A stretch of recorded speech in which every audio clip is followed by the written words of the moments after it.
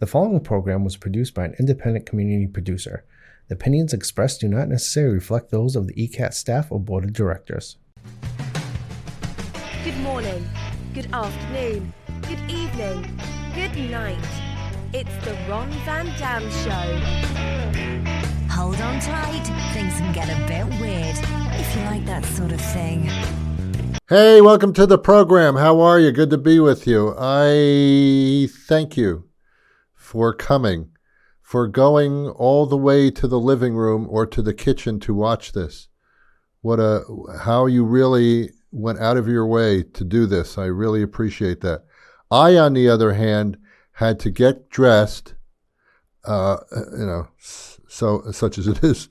I had to leave my house, get in my car, spend valuable gasoline and my time, because I'm an open heart surgeon by profession, but I canceled the operations and the procedures so I can do this. I get in the car, I drive all the way here in traffic. That Route 138 traffic takes me like 7 hours to go, like half a mile. And then I got to pass that town hall area, that intersection where nobody can make a turn because it's all backed up because there's no traffic light. You know, what's the name of that street? Elm Street or something? I don't know, the one that the town hall is on, and then it intersects 138 Washington Street in Biloxi, Mississippi. There should be a traffic light there because someone someday is going to get horribly smashed up. I don't know why there's no traffic. There's traffic lights in other places, but there, and the cross street isn't even like right there. You got to like do a little zigzag. It's very, very dangerous. It's horrible. The other worst intersection is in Brockton. You know where Brockton is? It's a nearby town. And there's when you're coming off of Route 24 and you're going toward Pearl Street and you want to go left on Pearl Street, there's an arrow. It turns green. But for the oncoming traffic, it just says yield. And most people don't know what yield means, or it just means like slow down to 70 miles an hour. And there are multiple accidents there all the time. But do they do anything about it? No! So I had to drive all the way over here. And then once I found a parking space at this studio complex place, which took me like hours to find a spot. I had to just wait till somebody else pulled out. And then I walked into the building, and I don't take the elevator because I'm afraid it's not going to make it to the second floor. Sometimes it feels like, how can it take 7 minutes to go one floor? It makes me a little bit nervous. So I got to go through that. So I go up the stairs, which is good exercise, but at the same time, at my age of 27, it's a lot. And then I'm out of breath, and I get to the studios here, and I'm greeted with the usual vegetable platter, and because it's all the right thing to do. And then I get here, and I have to just calm down after all that. I just go through so much. And what do? You turn the TV on, and you say, nothing else is on. I guess I'll watch him. It's just not fair. It's just not fair. That's all I'm saying. God, man, put myself out like this every week. And what do I get in return? Nothing at all. I got a coupon to Subway. I can get a 6-inch sub. I can't even say it. A 6-inch sub for like $6.99. This is funny, but it's not funny. I'm going to insult somebody right now, and I know I am. But if I'm insulting you, I'm not. I do it with love, and I'm not insulting you. I'm just pointing something out. That's all. Okay. There was an ad for ZipRecruiter. Do you know what that is? That's like the online dating for people who don't have jobs. It has nothing to do with dating, but it has a lot to do with not having a job or wanting some extra cash or something. ZipRecruiter. And there's an ad for Subway. You can work at Subway, not the underground Subway in New York or the one in Boston. I'm talking about that where they make the hero sandwiches, the submarine sandwiches, that kind of thing. So, yeah, it's a ZipRecruiter, and they say there's an opening at Subway, and guess what the title of the job is? This is going to float your boat. They're looking for a sandwich artist. Oh, my God! I didn't know there were any still alive.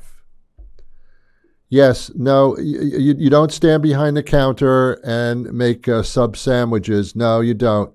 You're a sandwich artist. That's what they call it. That's the job title. You're a sandwich artist. I've never heard of this before. It is one of the funniest glorified titles I've ever heard of in my life. What do you do for a living? I'm a sandwich artist. I make the sandwich, but not just any sandwich. I carefully take the cold cuts, the bacon, the ham, the turkey, the roast beef, and I carefully layer them on a fresh sub roll of your choice. Oh, do you want whole grain, multigrain, Italian urban cheese? Carefully placed upon the bread is not to injure the bread in any way. And then, with your delight and my artistry, I can create magic for you. I can add lettuce, or pickle, or a cucumber, or tomato, carefully placed on top of the deli meat in order to catch the aroma and flavor of my artistry. It is not only an art, it is a masterpiece.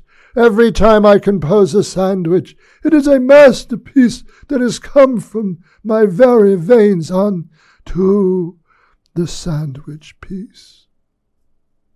I am an artist. I am an artiste. I arrange and engineer the sandwiches.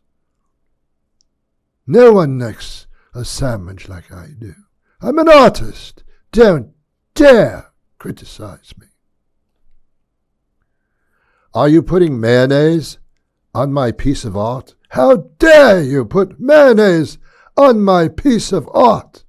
I would take a bit of light chipotle and garnish it upon the lettuce, and thus you would engage with my piece of art. It is something to behold and something to digest. The sandwich artist, ladies and gentlemen. Thank you. Thank you. That's 5 years of theater that I took in school. Speaking of school, okay, I want to be a sandwich artist, let's say. What are the qualifications? Well, to be a sandwich artist, and this is exactly what you can check it out. Go to their website. Go to the Subway website and check it out. These are the requirements. They require some high school. What? What does that mean? Some high school? Yeah, not a lot. Not a lot of high school. No, if you had a lot of high school or graduated from high school, I'm not hiring you. You're overqualified. You have to have some.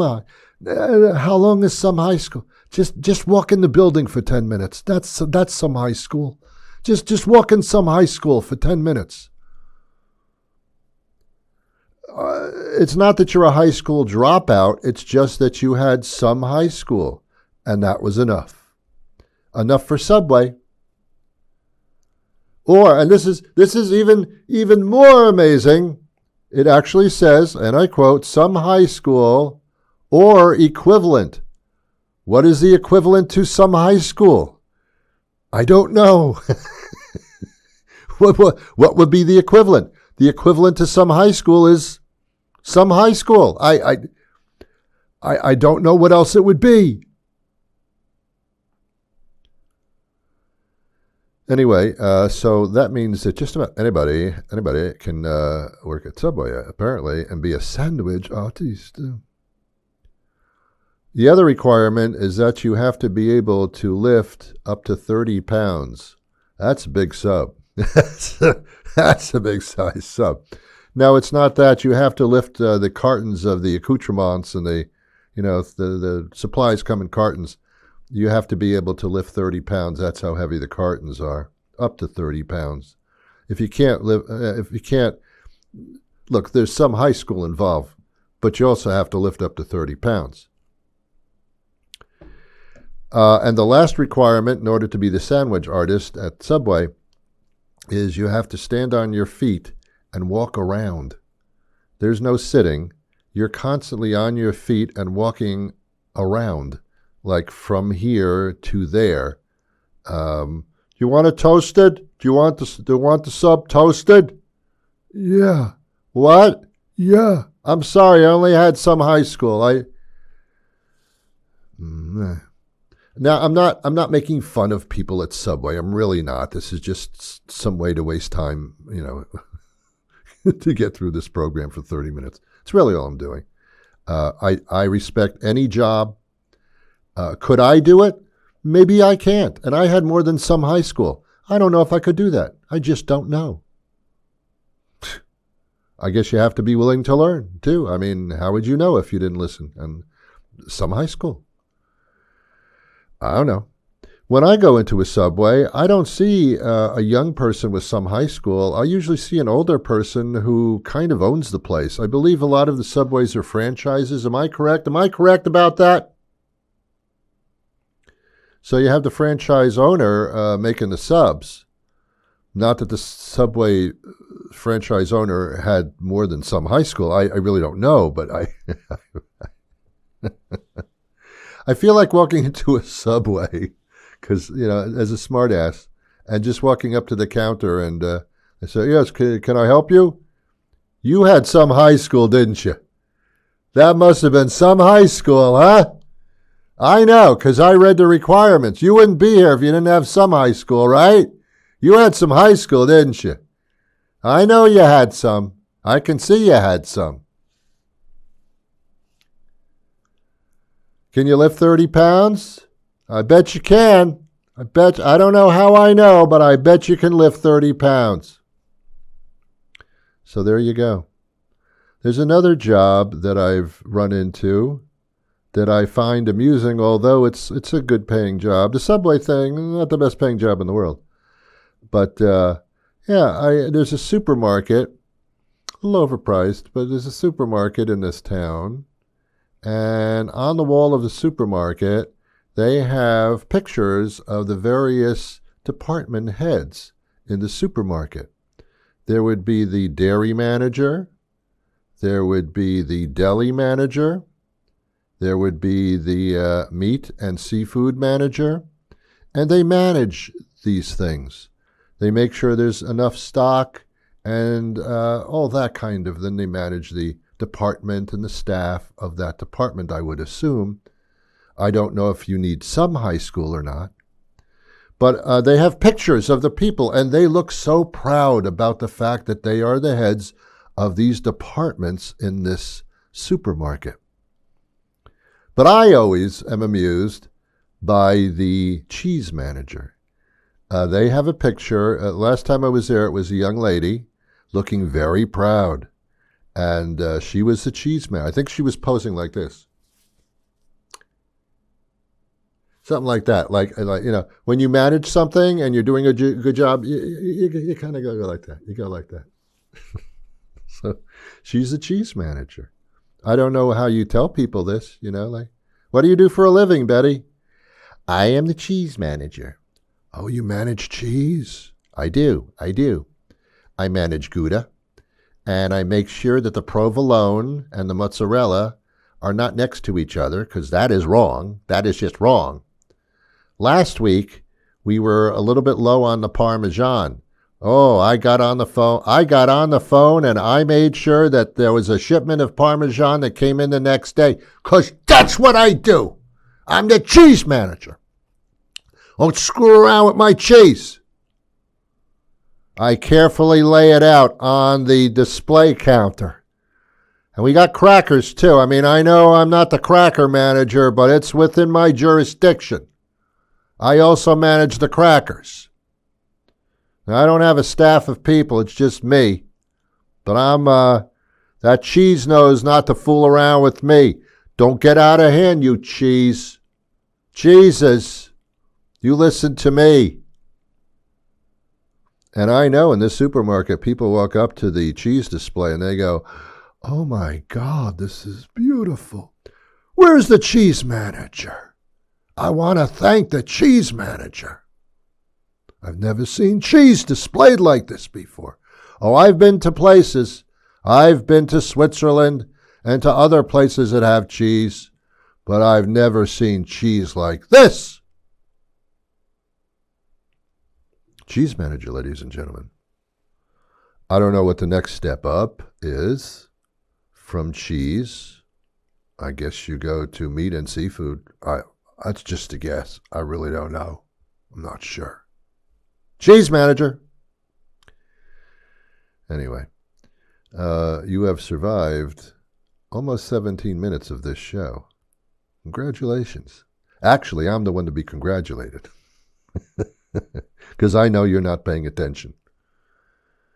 Yeah, seriously, I don't know what town you live in, but yeah, put up a couple more traffic. There was a time when I was younger that I hated traffic lights. Oh, that's going to slow me down. Now I'm going to be late. That used to slow me down. As a kid, you just want to get from one place to the other really fast. I don't care how you do it, really fast. But then you get older and you become a little more conscious of your safety. And you do what I do. There should be a traffic light there. I know it may slow me down, but I just can't. I can't handle the traffic. I want traffic lights. That's what I want. That's in my older age. I want traffic lights. It's dangerous to make a left-hand turn at some of these intersections, you know. You got to look both ways, and then you look that way, and then there's something coming that way. And then, okay, it's clear over there. Well, now it's not clear over here. You're there for like 3 hours. Sometimes I'll make the right-hand turn and just go down the street a little bit and turn around somebody's driveway, and then I'm good. I don't think they appreciate it when I pull into their driveway and then I leave. They probably think I'm an Amazon delivery person or something. Who else would pull into a driveway? I don't know. I really don't know. Okay, moving on. If you listen to my radio show, and you can do that, I do this, well, not this, something similar to this. I do a show every single weekday. I've been doing that since 1990. Holy crap, man. So, and then the internet came along, and then everybody across the country could hear you. So I started doing that while I do some syndicated stations across the country. So that was cool. And I was on a couple of south of Boston radio stations, Southern New England, they called it. I did that for about 20 years on a couple of stations. Maybe some of you listened to me. It wasn't the normal talk show, I guarantee you. Well, neither is what I do now. You can go to newenglandbroadcasting.com and find me there. We have well over 2,000 episodes to listen to, all there for you. Or you can do Amazon Music or Stitcher or Pandora, the jewelry company, the SoundCloud, Sound, all that stuff. You know, all of them. Well, all of them. iHeartRadio, we have a good deal with them. I don't know, Apple Podcasts, Audible, Alexa knows us. Okay, but a couple of days ago I did a show about college. And then I thought maybe I'll do about collagen because everybody needs their skin to be looking smooth and young. But then no, I'm going to do college. So I talked about college. And I'll do it again sometime on this station. But it saddens me that people, parents send their kids to college and bankrupt themselves or have the children pay for it. And the children are paying back college loans like 10, 20 years later. It is so ridiculous because you don't have to do that.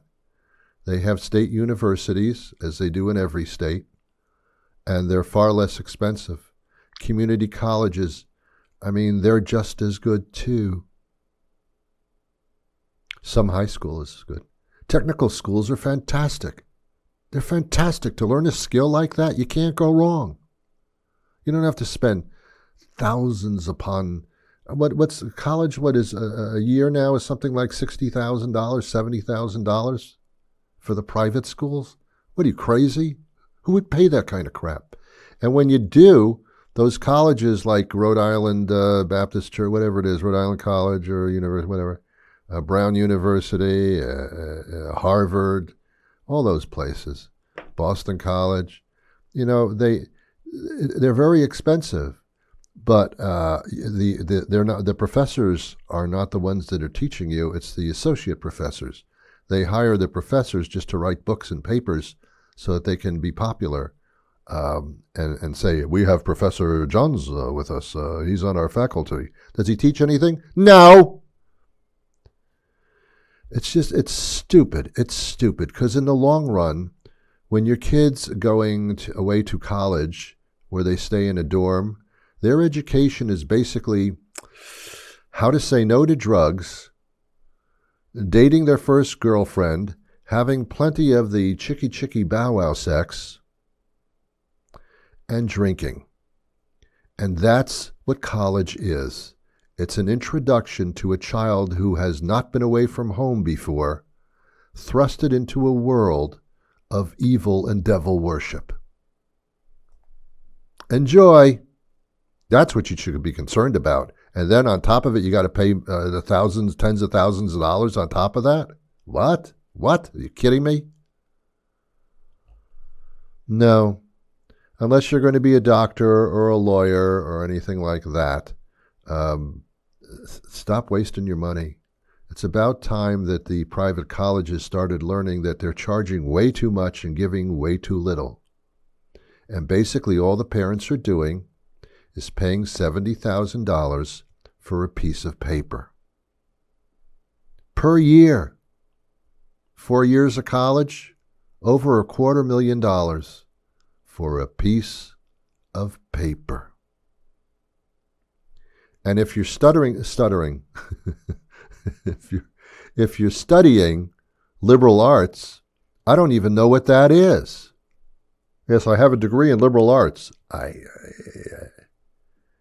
Oh, okay. I still don't know what that is. Or a degree in philosophy. I understand. What? Are you questioning everything and that's what you do? I don't understand what... I don't know. Got to think smarter. Got to think smarter. It's not about reputation and impressing other people. It's about your kid's education and not bankrupting anybody. Let me tell you something. If your child is not going to school on any kind of scholarship, then they shouldn't be going to that school. If your child is incredibly brilliant, then they would have picked up enough scholarships to make it affordable. If they didn't, they shouldn't be going there. I know you love your child. I love your child too, let's say. But they're not all that intelligent or brilliant, but they do other stuff really, really well. Do you know that the majority of incredibly successful business owners, I mean the really big earners in this country, didn't have college degrees? They had some high school, but they didn't have college degrees because they were street smart. They knew how to make decisions. Those are things they don't teach you in school. That's part of you. That's part of the way you were raised, your environment, or you just have it in your chromosomes. You can't be taught that.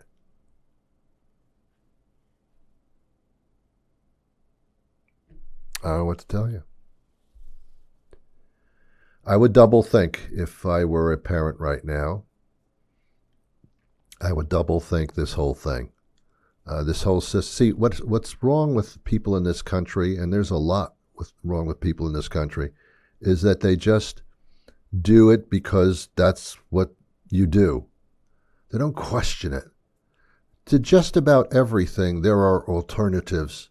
There are other options that may be just as good or even better. And those are the ones that you should check out without fear about what other parents think of you. Education shouldn't be an expense. But it is indeed, they don't have to educate you. If you act like a jerk, they can kick you out of school. I don't care how much money you're paying. That's not something that everybody has as a right. Well, Ron, every child should have a right to go to college. Every child doesn't need to go to college. I was a general manager, actually a distribution manager for a very, very large printing supply company for many years. And I hired and I fired. Firing, I hated that because I was affecting people's lives in a negative way. They had families. They needed money. But they couldn't do their jobs well, or they did something wrong. So I had to say, this is not a good fit. Treat them like a pair of pants. And I felt bad for them because they're going to struggle for a while until they find another job. I even offered to help them find another job. Give them a good recommendation, even though their performance sucked. But maybe it wasn't a good fit. Maybe it wasn't where they belonged. They belonged somewhere else, doing something else that they could have excelled at. But that was the worst part. I hated firing people. I did not. That was getting into someone's personal life that I didn't want to go there. But hiring, I didn't care what their education was. I did not care. I only cared about two things. One, can they get along with everybody else in the office? Can they be a team person? Are they pleasant to be around? If they were pleasant and nice, that was a good fit. And the other thing, are you able and willing to learn? Do you soak up the information and perform accordingly? I can't get that from college. All you did was sit at a desk and listen to a person talk. I can't get who you are from that. But I can get your ability to perform and to soak up information and be pleasant about it. And those are the people I hired. And I got to tell you something, for the most part, incredibly successful. I was working with people that I wanted to work with. That was my barometer. If I got along with them, everybody else would. I was a nice person back then. So the barometer worked. Now, not so much. That's what I cared about. Some high school, well, I would have asked the question, how come just some? And there's frequently a very good answer for that. Economics or helping out with the family, having a second job, I don't know, single parents raising you. There are many, many reasons. I didn't care about that. I cared about the person. All right, I'm out of time. They won't let me do this longer than I'm supposed to. But I'll be back next week with another program. In the meantime, I wish you peace.